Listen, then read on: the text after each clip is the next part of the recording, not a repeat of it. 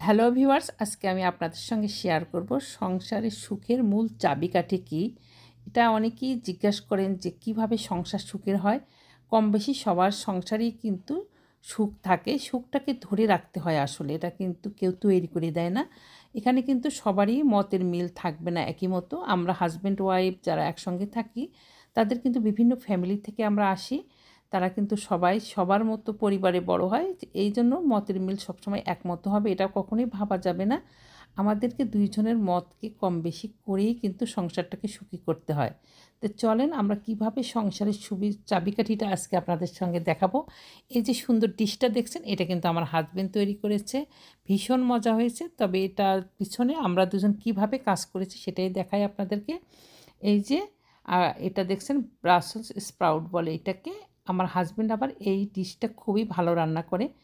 আপনারা ভাববেন যে হাসব্যান্ড রান্না করলে অনেকে যেটা থিঙ্ক করেন যে চুলা নষ্ট হবে বা তাকে কেটে দিতে হবে, তাহলে আমার লাভটা কী হলো? আসলে কিন্তু তা নয়। সে যখন করে তাকে কিন্তু এক্সপ্রেস দিতে হবে যে ভালো রান্না করে, এবং সেটাকে যদি আপনি তার আপার হ্যান্ড না দেন তাহলে কিন্তু করতে চাবে না। এখানে সে স্যালমন মাছটা খুবই ভালো রান্না করে। আমি এই দিন অবশ্য আগেই স্যালমন বের করে মাছটা রেডি করে রেখে দিছি আর স্প্রাউটটা কেটে রেখে দিছি যে উনি রান্না করবে।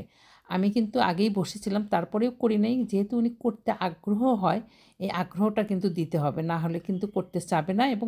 এবং সত্যি সত্যিই কিন্তু হাজব্যান্ডরা খুবই ভালো রান্না করে। শুধু আমরাই হয়তো এটাকে বাধা দেই যে করতে গেলেও করতে পারবা না ঠিকভাবে, বা চুলা নষ্ট হবে, কিংবা ঠিকভাবে দিতে পারবে না।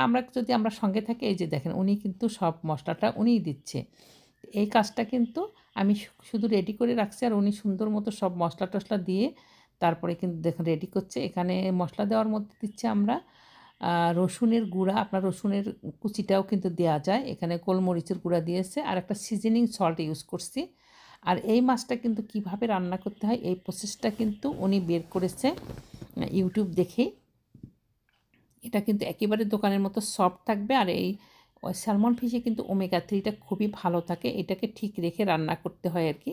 তো চলেন এখন রান্নাটাই যাই আমরা। সে ওখানে প্যানের মধ্যে কিছু তেল দিয়েছে। এখানে অলিভ অয়েলও দিতে পারেন বা যে কোনো তেল।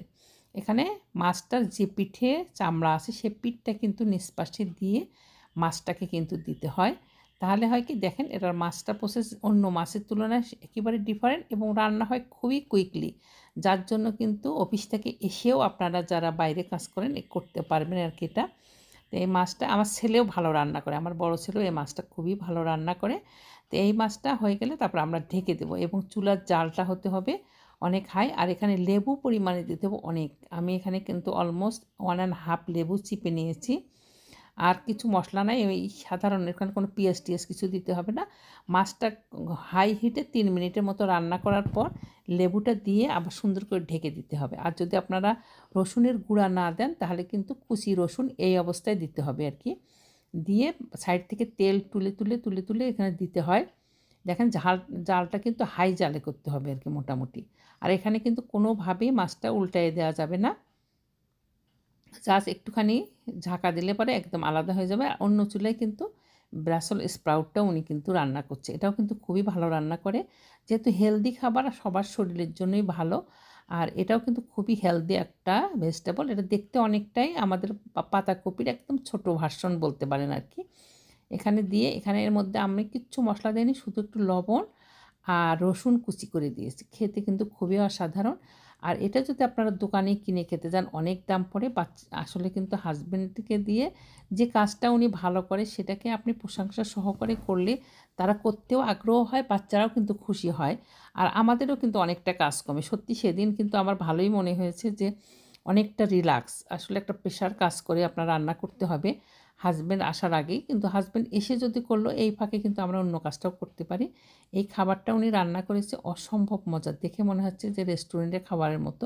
রেস্টুরেন্টে এই খাবার খেতে হলে কিন্তু অনেক পয়সা গুনতে হবে। এরপরেই কিন্তু আমি আরেকদিন আমারটা করে দেখাচ্ছি। আমার মনে হচ্ছে আমার হাসব্যান্ডের রান্নাটাই কিন্তু এই ইয়েটা ভালো ছিল। এখন আপনারা একটু পরে আমি দেখাবো আমার রান্নাটা আমি এই স্যালমন এবং অন্য ভেজিটেবল অবশ্য করেছিলাম, সেটা কেমন হয়েছে। তো এনার রান্নাটা দেখেই কিন্তু বুঝতে পারছেন অসম্ভব সুন্দর আর ডিলিশিয়াস ছিল। বাচ্চারাও ভীষণ পছন্দ করে খেয়েছে।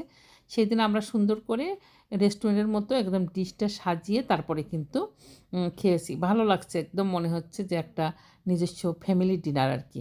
আর আমি রান্না করলাম এখানে ব্রকলি দিয়ে পেঁয়াজ বড় করে কুচি করে দিয়েছি, আর সঙ্গে বেল পেপার, বিভিন্ন ধরনের বেল পেপার আর অ্যাসপারাগাস। এই ডিশটাও কিন্তু ভীষণ হেলদি একটা ডিশ।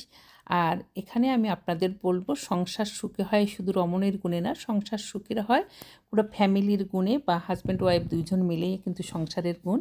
আর এখানে আমি শুধুমাত্র দিয়েছি একটুখানি গোলমরিচের গুঁড়া, এই যে ব্ল্যাক পেপার যেটাকে বলে, আর একটুখানি লবণ। আমি সাধারণত লবণ, ব্ল্যাক পেপারের গুঁড়া আর হচ্ছে একটু রসুন দিয়ে, এতে সবজির টেস্টটাও যেমন ভালো হয়, আর এটা কিন্তু খুবই হেলদি হয়। অতিরিক্ত মশলা দিয়ে খেলে সবজির গুণাগুণ নষ্ট হয়।